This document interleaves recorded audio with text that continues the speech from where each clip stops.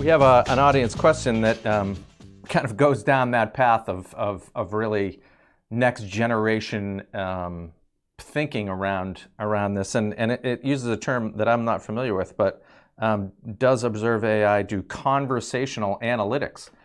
And what it says is tone, sentiment, context. I mean, I guess what it's trying to get to is this idea of not only being able to predict the next word or turn of a phrase, but also just understanding the tone of a particular interaction.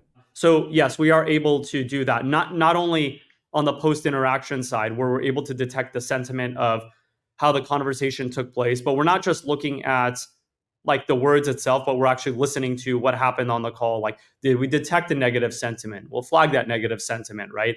But it's actually listening in to say, did a negative sentiment occur from a tone perspective versus, just it written in words? Because, I mean, Doug, I think you and I both know, like, people talk very differently across the country. Actually, if you look at the U.S., right, somebody from New York may respond very differently than somebody from Texas, right, in terms of their disappointment on something. And so you need to be able to look not only just at the tonality of something, but also at the text portion as well. And we're able to do that not only on the post call or post interaction side, but also during real time as well, right? Because what's a better way to address the issue than to do it right there on the spot when it's actually occurring? And that's where I think our solution is very powerful, in that you're able to nip it in the bud right there on the spot and not let it snowball into a very bad experience. Then you get a bad survey, then you have to make it up through like some other means, or that you've basically lost that customer. It gets very messy after that point. So why not take care of it right there on the spot? If you need to escalate it to a supervisor, we have something called Supervisor Assist. They're actually on the call and looking at how things are going, so they can interject if needed in order to correct and remedy the situation right there on the spot as well. Yeah, you mentioned that this is big business, and sometimes the entire business for certain organizations.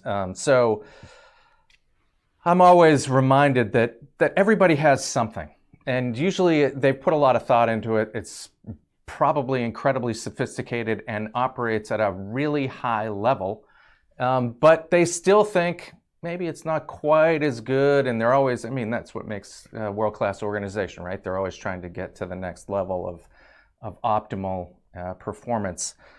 Can you talk a little bit about connections and how you work with existing technologies and how this interacts and integrates ultimately with existing technologies? Because I think most people have some level of complexity that they have to deal with in order to incorporate a new solution.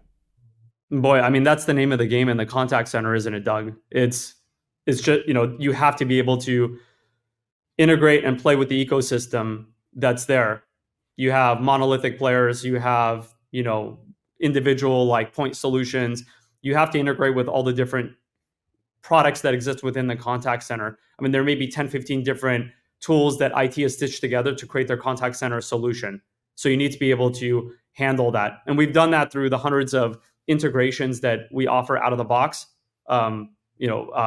that Observe.AI offers out of the box, whether it's CRMs, HRIS tools, knowledge bases, being able to integrate with Snowflake and other types of databases and so forth.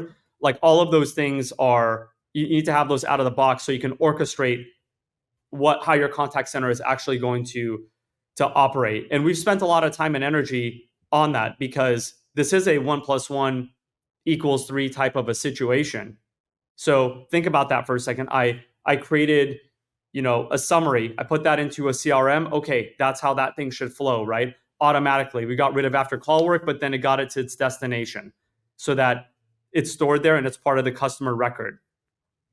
If I'm looking at, something around marketing orchestration, sure, they followed a particular click path in order to, get to the agent. I have that metadata that's stored. What is the reason why they came to talk to you in the contact center? You then complete the call. You're able to then take that data and feed it back into your marketing engine to then make modifications to your marketing campaigns. Like it can't just be a self-contained type of a solution. It has to be able to integrate and orchestrate other things that you're trying to do within your contact center. And so, I'm proud of the time and energy we've built into the contact center. And what we've noticed is that, sure, like you go up market and you go to like very very large enterprises, Fortune 100 companies and the like, their needs are going to be much bigger in those situations. The integrations are going to be more vast.